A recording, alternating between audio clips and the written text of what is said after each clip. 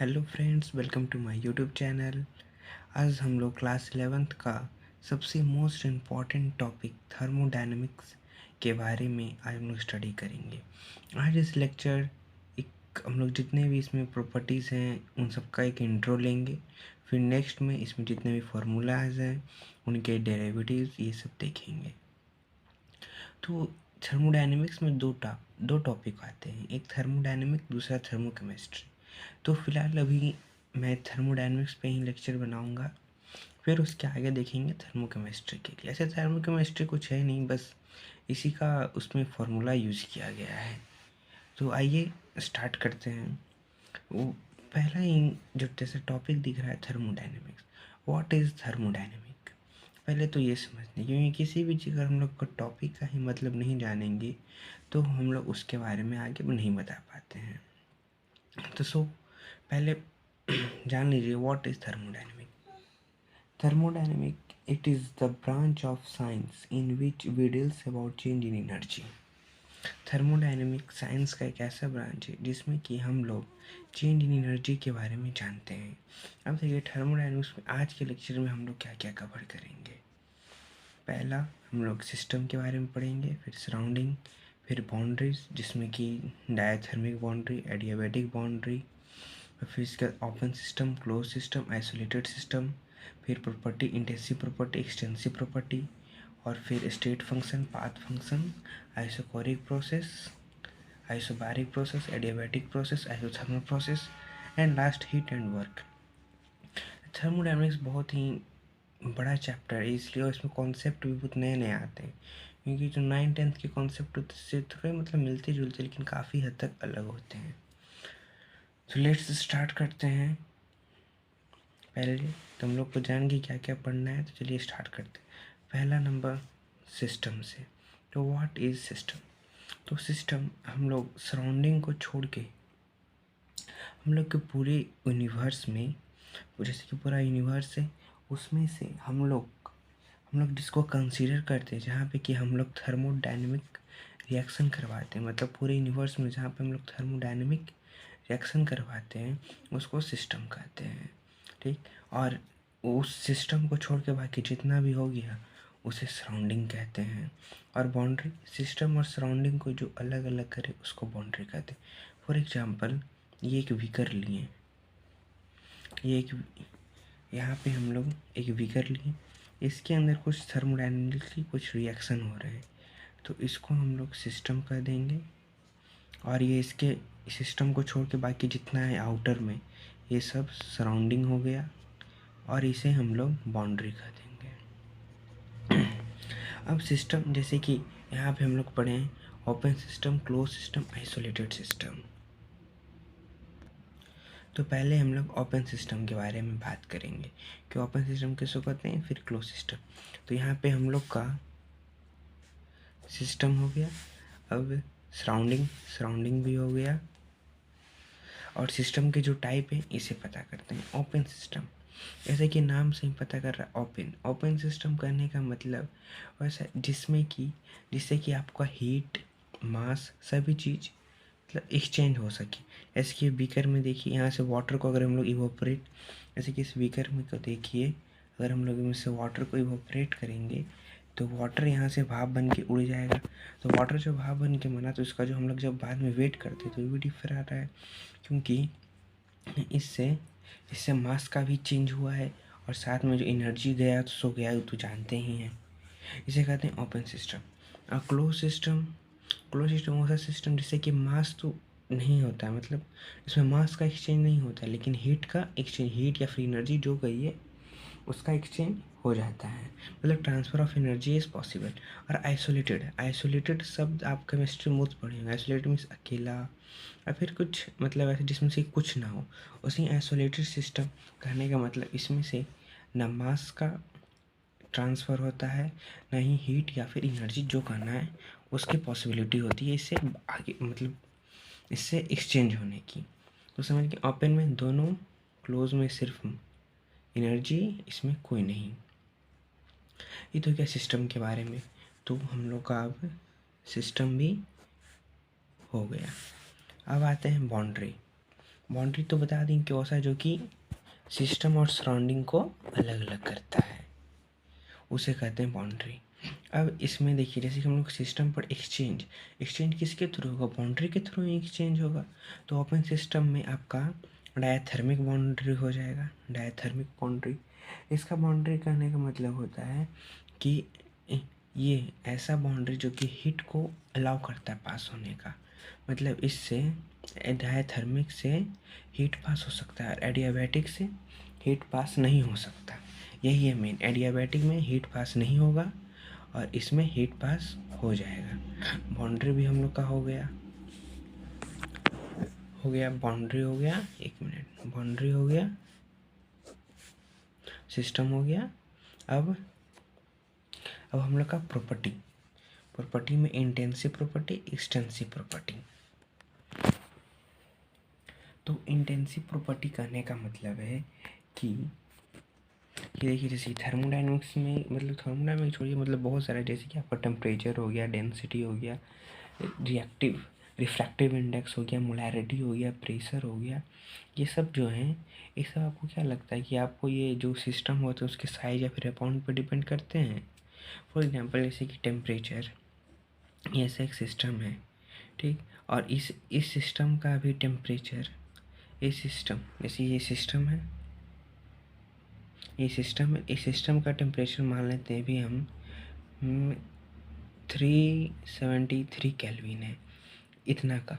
इसमें से अगर हम 20 किलो और कुछ सामान ऐड कर दें तो इसके टेम्परेचर में फ़र्क पड़ेगा नहीं। हाँ, आपको बोलिए इसमें बर्फ़ ऐड करनी है, अरे बर्फ़ ऐड करने का मतलब जो मास है, जिस मास पे हम इतना लगाए हुए हैं उतना देने पे तो और तो कुछ नहीं होगा। कि मतलब जो टेम्परेचर है वो एक तुम्हारा इंटेंसिव प्रॉपर्टी है, वो सिस्टम में कितना मास है, क्या मास है, मतलब क्या मास है उस पर डिपेंड करता है, मतलब साइज और अमाउंट पे डिपेंड नहीं करता है कि अगर ज़्यादा साइज रहेगा तो ज़्यादा टेम्परेचर बढ़ेगा। मतलब टेम्परेचर मानते हैं उस पर इफेक्ट लेट से होगा, लेकिन टेम्परेचर तो उतना ही बढ़ेगा उसमें जितना कि हमेशा बढ़ता है उस समय। करने का मतलब वो है इंटेंसिव प्रॉपर्टी, मतलब वो सारे प्रॉपर्टी जो कि साइज और अमाउंट, तो मास का जो साइज है या अमाउंट है उस पर डिपेंड नहीं होता है। तो फॉर एग्जांपल जैसे कि ये बर्फ़ है, यहाँ पे जब तुम 373 केल्विन लाओगे, यहाँ पे जो बर्फ़ है तो तुम 370 केल्विन लाओगे, ठीक, और थोड़ी ना ज़्यादा बर्फ़ लाएगा तो यहाँ पे 373 केल्विन करेगा तो आएगा ही नहीं, वो भी आएगा। लेकिन इसका मतलब क्या, कोई डिपेंडेंट नहीं है, तुम ज़्यादा रखो या कम रखो 373 के केल्विन होगा तो होगा। ऐसे कि डेंसिटी में क्या होता है, मास बाई वॉल्यूम। और तुम्हारा रिफ्रैक्टिव इंडेक्स, तो मेन सबसे सटीक एग्जाम्पल रिफ्रैक्टिव इंडेक्स तुम्हारा पानी का अलग होता है, सबका अलग अलग रिफ्रैक्टिव इंडेक्स होता है। तो वे सब तो डिपेंड नहीं करते हैं ना कि ज़्यादा बड़ा डायमंड होगा तो ज़्यादा रिफ्रैक्टिव इंडेक्स हो जाएगा, जितना डायमंड का स्पेसिफिक डिफाइन है उतना ही होगा। ये हो गया इंटेंसिव प्रॉपर्टी। अब एक्सटेंसिव प्रॉपर्टी, तो सिंपल इसका उल्टा, इंटेंसिव में क्या था, ये डिपेंड नहीं था, इसमें डिपेंड हुआ, जो अमाउंट ऑफ साइज ये रहेगा उस पर डिपेंड हुआ एक्सटेंसिव प्रॉपर्टी। जैसे कि इसका एग्जांपल तुम ले लो, वॉल्यूम, नंबर ऑफ मोल, ये सब। और इंटेंसिव और एक्सटेंसिव में एक और तुम्हारा एक होता है कि जब तुम extensive property divide by extensive property करोगे तो तुम्हारा रिजल्ट आएगा इंटेंसिव प्रॉपर्टी। और तुम जब इंटेंसिव, तो इसे क्रॉस कर लो, तो intensive property into extensive property करोगे तो क्या आएगा रिजल्ट में, एक्सटेंसिव प्रॉपर्टी आएगा। मतलब ये तुम लोग को जानना चाहिए, बेसिक आइडिया है कि जब कोई भी एक्सटेंसिव प्रॉपर्टी को डिवाइड करेगा तो इंटेंसिव आएगा। ये हो गया इंटेंसिव। अब स्टेट फंक्शन और पाथ फंक्शन।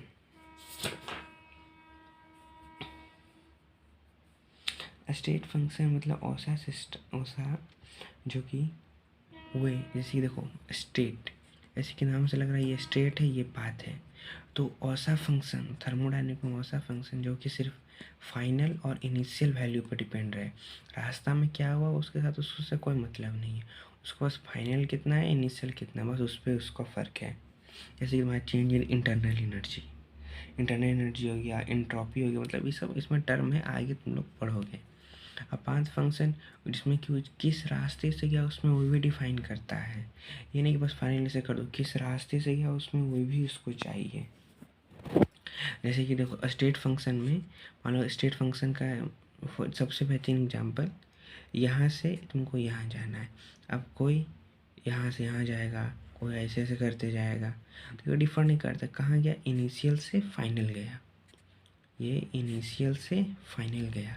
तो जब इनिशियल से वो फाइनल गया तो बस उसको यही डिफर करता है, इनिशियल वैल्यू कितना था, फाइनल वैल्यू कितना था, ये होता है स्टेट फंक्शन। लेकिन पाथ फंक्शन इसका ऐसा नहीं होता है। पाथ फंक्शन में तुम्हारा जैसे कि यहाँ से यहाँ जाना है, तुम्हारा ये भी डिफाइन कर तुम कैसे किया, जैसे कि तुम ऐसे ऐसे घूम के गया तो इसका वैल्यू अलग आएगा, और तुम ऐसे गया इसका वैल्यू अलग आएगा। मतलब ये इनिशियल और फाइनल वैल्यू पर डिपेंड नहीं करता, ये तुम्हारा किस पाथ पे गया उस पर डिपेंड करता है। इट मीन्स पाथ फंक्शन, इसके नाम से path function means the function which depend on route और path through which it's completed its reaction.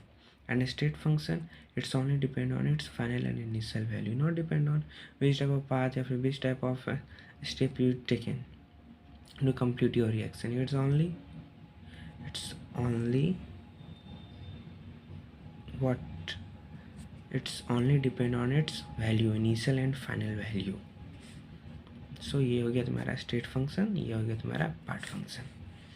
अब देखो तुम लोग इतना हम इसे बताते हैं, ये समझो कि तुम्हारा मतलब ये मेरा इस तरह का ऐसा है, जब तुम पूरा तुम्हारा लेक्चर सब कंप्लीट है, अभी तुमको वन शॉट रिवीजन करना, या फिर जैसे कि तुम्हारे कल क्लास है इसका चैप्टर का, तुम पहली फर्स्ट रीडर और लास्ट रीडर इस लेक्चर को देखेंगे, अच्छा समझ में आएगा।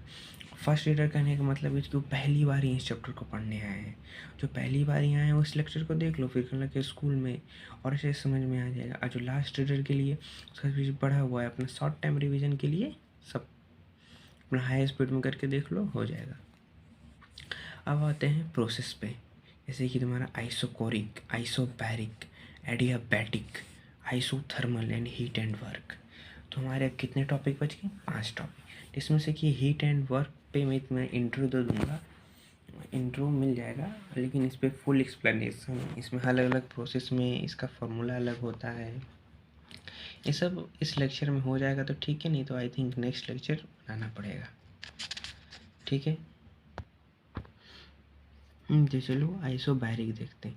देखो जैसे कि नाम से बैरिक, तो जैसे कि प्रेशर को मापने के लिए हम क्या करते हैं, बैरोमीटर का यूज करते हैं, तो बी बैरिक, जैसे कि प्रेशर का यूनिट भी बार होता है, तो आइसोबारिक। आइसोबारिक करने का मतलब है कि यहाँ पे तुम्हारा जो प्रेशर होगा वो कांस्टेंट होगा। प्रेशर कांस्टेंट करने का मतलब है कि यहाँ पे P इक्वल टू ज़ीरो नहीं होगा, यहाँ पे कि जो चेंज इन प्रेशर वो ज़ीरो होगा।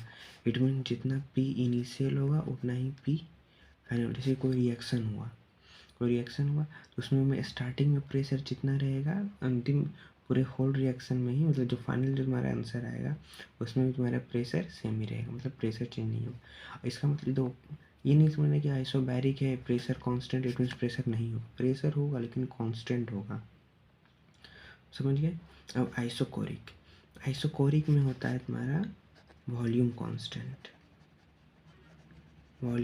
सेम टू सेम वही, यहाँ पे v इक्वल टू ज़ीरो नहीं होगा, हाँ कभी कभी हो सकता है, ये भी हो सकता है, लेकिन v इक्वल टू ज़ीरो नहीं होता है। वॉल्यूम कांस्टेंट करने का मतलब कुछ वैल्यू है जो कि हमेशा कांस्टेंट रहेगा। यहाँ पे तुम्हारा चेंज इन वॉल्यूम जीरो होगा, जीरो होगा, it means volume initial equal to volume final होगा। आइसोथर्मल में भी वही तुम्हारा, यहाँ से थर्मल देखो, थर्मल पावर प्लांट, थर्मल के जैसे तुम्हारा हीट निकल रहा है, एनर्जी निकल रहा है, मतलब टेम्परेचर का बात हो रहा है, यहाँ पे तुम्हारा टेम्परेचर कांस्टेंट होगा। सेम चीज़ वही T इक्वल टू ज़ीरो, ये नहीं, change in temperature equal to zero, it means T initial equal to T final होगा। लेकिन देखो एडियाबैटिक में क्या होता है, मतलब ये सब प्रोसेस है। एडियाबैटिक में क्या होता है, क्यू जानते हैं किसको डोनेट करते हैं एनर्जी को। इसमें Q इक्वल टू ज़ीरो होता है, कांस्टेंट नहीं होता है, Q इक्वल टू ज़ीरो होता है, ठीक समझ गए। एडियाबैटिक तो हमारे जो जो बचे हुए थे उसमें से आइसोबैरिक हो गया, एडियाबैटिक हो गया, आइसोथर्मल हो गया, आइसोकोरिक। बस सिंपल तुम लोग ये टर्म तो पढ़े होगे ना, PV इक्वल टू NRT, ठीक। तो इसका बहुत यूज़ है, जो बच्चे नहीं जानते हैं इसको अच्छे से जान लेंगे। PV=nRT। ऐसे ये तुम्हारा रियल गैस का है, अगर थर्मोडायनेमिक्स हो जाएगा तो इस पर भी एक लेक्चर बना देंगे। अगर तुम लोग का सपोर्ट मिला तो जैसे कि सब्सक्राइब करो, जैसे हमको पता चलना चाहिए कि हाँ तुम लोग वीडियो देखते हो। ऐसे तो भी नए नए चैनल उतना तो देखेंगे नहीं, फिर भी बना देंगे। तो PV=nRT, ये फॉर्मूला तुमको बहुत अच्छे से आना चाहिए। ये आएगा तो थर्मोडायनेमिक्स का तुम्हारा जितना भी प्रोसेस हुआ तुमको रिवर्सिबल वर्क डन पे वर्क डन का एडियाबैटिक में क्या होता है, आइसोबैरिक में क्या होता है, सब जानना है। सब के लिए तुमको इसका स्पीड पकड़ बहुत अच्छा होना चाहिए। देखने में अगर PV=nRT बहुत छोटा सा है, केमिस्ट्री जब तुम 11th का केमिस्ट्री में घुसे हुए ना, उसी समय से ये तुम्हारे पास आ जाएगा। तो ये हो गया। और हम लोग को क्या था नेक्स्ट था, और नेक्स्ट है साइक्लिक प्रोसेस। तो साइक्लिक प्रोसेस करने का मतलब इसमें तुम्हारे जितने भी चीज़ होते हैं सभी चीज़ जीरो होते हैं। जैसे कि तुम्हारा डेल्टा T ज़ीरो होगा, डेल्टा P ज़ीरो होगा, डेल्टा H ज़ीरो हो जाएगा, डेल्टा E ज़ीरो हो जाएगा। मतलब इंथैल्पी एनर्जी ले लो, internal energy, enthalpy, pressure, temperature, मतलब जितने भी स्टेट फंक्शन होते हैं। और मतलब साइक्लिक में होता है साइक्लिक प्रोसेस, मतलब ये एक प्रोसेस है साइक्लिक प्रोसेस में तुम्हारा होता है change in state function is zero. Change in state function is zero, मतलब स्टेट फंक्शन में जितना भी चेंज हो रही है। मतलब साइक्लिक मतलब देखो ऐसे हो गया, इसको ऐसे होता है, मतलब यहाँ से स्टार्ट किया घूम के यहीं पे आ गया तो ज़ीरो। इन जब से आगे तुम सब पढ़ना बोलेंगे इंथैल्पी, ये सब आगे पढ़ना है।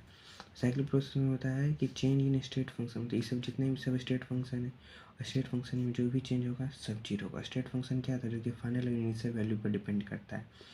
उसमें प्रेशर भी तुम्हारा फाइनल इनिशियल वैल्यू पर डिपेंड करता है, टेम्परेचर भी, इंटरनल एनर्जी भी, इंथैल्पी भी।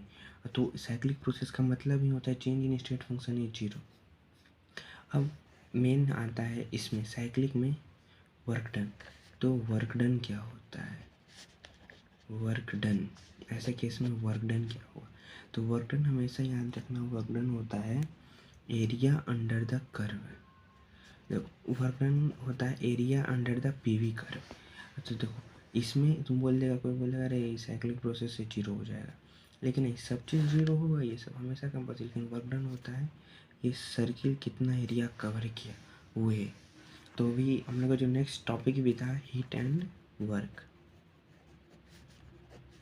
हीट एंड वर्क था। तो हीट क्या होता है, हीट होता है हीट तो बहुत मामूली बात है, जूल होता है इसका यूनिट, मतलब दोनों का जूल ही होता है, उसमें कोई बात नहीं। लेकिन अलग अलग यूनिट भी दिया जाता है, जैसे कि लीटर पर लेटियम और कैलोरीज, ये सब भी दिया जाता है। तो हीट, तो इसमें मेन है हीट के बारे में जानना है। तो हीट और वर्क का मतलब इसलिए पढ़ा रहे नहीं, किसी एक मेन बच्चे बेसिक गलती करते हैं। हीट मतलब क्या होता है, हीट जो होता है हमेशा हाई टेम्परेचर से लो टेम्परेचर की तरफ कोई भी चीज़ फॉलो करता है।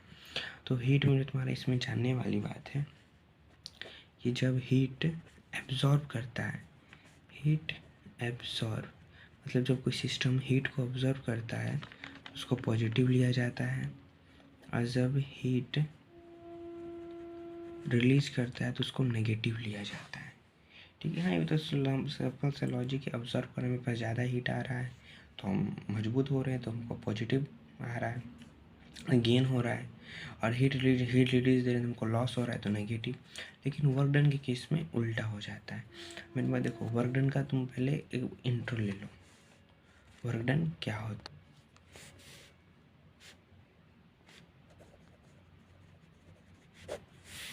वर्क, तो पहले वर्क के बारे में जान लेते हैं। तो वर्क का जो इसमें फॉर्मूला होता है केमिस्ट्री में, वर्क डन का फॉर्मूला होता है केमिस्ट्री में माइनस P एक्सटर्नल और डेल्टा V, मतलब चेंज इन वॉल्यूम।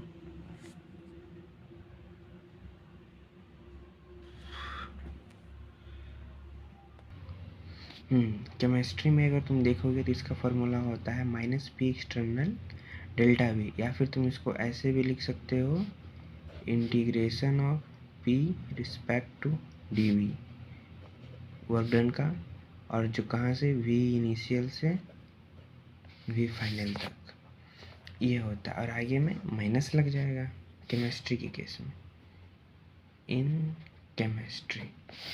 लेकिन जो तुम फिजिक्स के केस में देखोगे तो उसमें भी मतलब केटीटी एक चैप्टर है, उसमें तुमको पढ़ना है, उसमें होता है integration of P D V, V initial से वी फाइनल। मेजर डिफरेंस ये है कि उसमें पॉजिटिव नहीं लगता है, ये हो गया मतलब नेगेटिव नहीं लगता है उसमें, ये हो गया तुम्हारा फिजिक्स में। ये तुम्हारा केमिस्ट्री में इसमें कि नेगेटिव लग जाता है। जब नेगेटिव लग गया तुम्हारा सब चीज़ उल्टा हो जाएगा।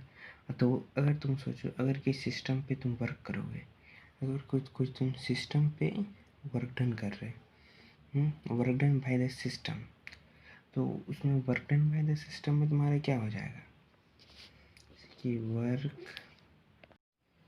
तो हम लोग बता दें केमिस्ट्री में नेगेटिव लेते हैं, फिजिक्स में पॉजिटिव लेते हैं, लेकिन अभी तो हम लोग पढ़े हैं थर्मोडायनेमिक केमिस्ट्री, तो हम लोग केमिस्ट्री का ही बात करेंगे, नेगेटिव लेके चलेंगे।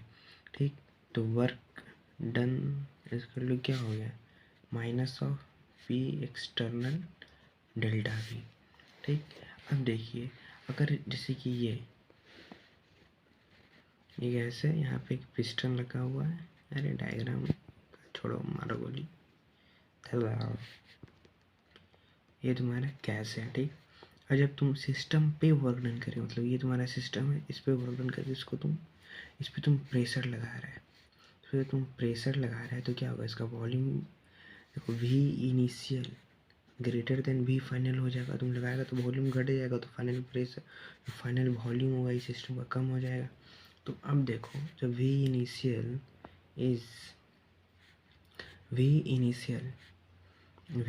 वी फाइनल से बड़ा है, तो ये V final minus V initial ये जीरो से छोटा हो जाएगा।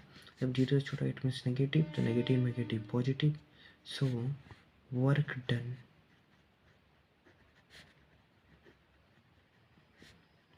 डन ऑन सिस्टम क्या होता है, नेगेटिव। ये बहुत इम्पोर्टेंट है, याद रखना। और सिमिलर, जब तुम सिस्टम से वर्क डन लगा रहे हो, मतलब सिस्टम के द्वारा वर्क डन बाई सिस्टम, अगर सिस्टम के द्वारा वर्क डन लगाएगा तो ये पिस्टन ऊपर जाएगा, जब ये पिस्टन ऊपर जाएगा तो तुम्हारे पास क्या हो जाएगा, V final is greater than V initial. V initial इतना है, बढ़ के चला गया इतना, तो क्या हो गया, वॉल्यूम बढ़ गया, तो वॉल्यूम बढ़ गया तो जब इसको निकालेंगे, V final minus V initial is greater than zero, it means positive value आएगा, डेल्टा वी पॉजिटिव हो गया, और यहाँ पे तुम्हारा डेल्टा वी नेगेटिव हो गया। अब डेल्टा वी पॉजिटिव है means change in volume positive है, मतलब फिर से सॉरी, मतलब कैमरा उधर नहीं गया, तो V final minus V initial करेंगे तो जीरो से बड़ा आ जाएगा इसके अनुसार, क्योंकि सिस्टम पे वर्क डन लगा रहे हैं। देखो सिस्टम के द्वारा वर्क डन लगा रहा है तो सिस्टम उसको ऊपर ढकेलेगा तो वॉल्यूम बढ़ जाएगा, वॉल्यूम बढ़ेगा ना, तो V final volume is greater than V initial. जब ऐसा हो जाएगा तो इसको जब हम लोग माइनस करेंगे तो जीरो से बड़ा आएगा, इट मीन डेल्टा वी का वैल्यू पॉजिटिव आएगा। जब हम यहाँ पे पॉजिटिव वैल्यू पुट करेंगे तो मेरे पास वर्क डन क्या आएगा, नेगेटिव आ जाएगा, आएगा ना। सो हम लोग क्या लिख सकते हैं, वर्क डन बाई सिस्टम। जब सिस्टम के द्वारा वर्क डन किया जाएगा तो वो एक ऐसा वर्क डन होगा, नेगेटिव वर्क डन होगा। जब सिस्टम के द्वारा वर्क डन किया जाएगा, सॉरी माय मिस्टेक, तो माय मिस्टेक, यहाँ पे मतलब हम पॉजिटिव में बोले थे लेकिन हैंड राइटिंग में नेगेटिव लिखा गया। ठीक, मतलब स्लिप ऑफ टंग सही हुआ था यहाँ पे, लेकिन पेन ऑफ स्लिप रॉन्ग हो गया। ठीक, ये कह सकते हैं। तो जैसे कि समझ गए, अगर सिस्टम पे वर्क डन होगा तो उस वर्क डन को पॉजिटिव कहेंगे। कि मतलब फिजिक्स में देखेंगे ना तो इसको नेगेटिव ही कहते हैं, मतलब सेम टू सेम हिट जैसा होता है। लेकिन यहाँ पे कुछ उल्टा हो गया। जैसे कि आप समझे ना कि अगर इस पर वर्क डन लगाएगा तो वी इनिशियल बढ़ जाएगा और वी फाइनल कम हो जाएगा। जो V initial is greater than V final, then delta V is negative. If delta V is negative, then here is also one negative present, so negative negative is cancelled out and we come up positive. And this is the basic mathematics you have done in lower class. So I have worked on positive, and here we get the change in volume is positive, change in volume is positive, but here is a negative value. Then negative and negative into positive is equal to negative. We know negative into positive is equal to negative. So यहाँ पे work done we get negative. So I think ये lecture बहुत ही बड़ा हो गया। मतलब मेरा एम है कि छोटा छोटा लेक्चर बनाना है बच्चों के रिवीजन के लिए, कि अभी एग्ज़ाम भी नज़दीक आ रहा है, इसलिए मैं इंपॉर्टेंट टॉपिक पे ही लेक्चर बना रहा हूँ। जैसे कि थर्मोडायनेमिक्स हो गया, इसके बाद मैं एस ब्लॉक पे बनाऊँगा, एस ब्लॉक पे जो रिएक्शन है मेन उस पर, ये सब पे। और बाकी अगर चाहते हैं तो कमेंट करें किस पे चाहिए, उस पर एक शॉर्ट नोट्स का बना के दे देंगे। तो आज का लेक्चर बस यहीं पे समाप्त करते हैं, और इसका पार्ट 2 में हम लोग वर्क डन के जितने भी इसके मतलब प्रोसेस, जैसे कि हम लोग adiabatic process, isochoric process, isobaric process, ये सब देखिए, उन सभी का हम लोग उसमें उसका उस प्रोसेस पे वर्क डन पे क्या मतलब क्या चेंज होता है, मतलब उस पर क्या फार्मूला बनता है। नहीं तो थर्मोडायनेमिक्स उसमें फार्मूला ही बहुत है, हर फार्मूला हर प्रोसेस पे अलग। जैसे कि एडियाबैटिक में रिवर्सिबल इरिवर्सिबल देखना है। अब एक चीज़ आप समझें कि जब वर्क डन पे होगा तो उसको कंप्रेशन कहें, वर्क डन के द्वारा किया गया तो एक्सपेंशन हुआ। सी फॉर एग्जाम्पल यहाँ पे कोई चीज़ है, इसको जब आप ऊपर से दबाइएगा तो क्या होगा, कंप्रेस हुआ। इसका मतलब क्या होगा कि कंप्रेशन में वर्क डन क्या होता है, कंप्रेशन में वर्क डन पॉजिटिव होता है, और जब एक्सपैंड करता है कोई भी सिस्टम क्या होता है, नेगेटिव होता है। किसके केस में, केमिस्ट्री बाबा के केस में। लेकिन फिजिक्स में ऐसा कुछ नहीं होता है, ठीक। और केमिस्ट्री में ऐसा क्यों होता है वो अपने टीचर लोग से पूछिए। That's all. तो नेक्स्ट वीडियो में वर्कडन का तो वर्कडन का तो इंट्रो हो गया और साइन कन्वेंशन भी हो गया, और फिर इसके बाद हम लोग नेक्स्ट में इंटरनल एनर्जी देखेंगे और वर्कडन का जितने भी मतलब डेरिवेटिव है हुए देखेंगे, और थर्मोडायनेमिक्स का एक फ्लॉट, एस लॉट, टी लॉट, मतलब ये सब लॉ है। First law of thermodynamics, second law of thermodynamics, third law of thermodynamics, ये सब देखेंगे। और मतलब अगर इसको बढ़ाना चाहें तो बहुत बड़ा हो सकता है, छोटा करना चाहें तो बस फॉर्मूला बता दो, कॉन्सेप्ट बता दो, हो गया। तो डैट्स। और हाँ, सब्सक्राइब कीजिए। अगर कुछ नए लेक्चर पे चाहिए तो कमेंट कीजिए। और ऐसे नहीं, मैं हर कमेंट देखता हूँ, उसका मैं रिप्लाई भी करूँगा। ऐसे तो बहुत बकवास हो गया। चलो ठीक है, बाय।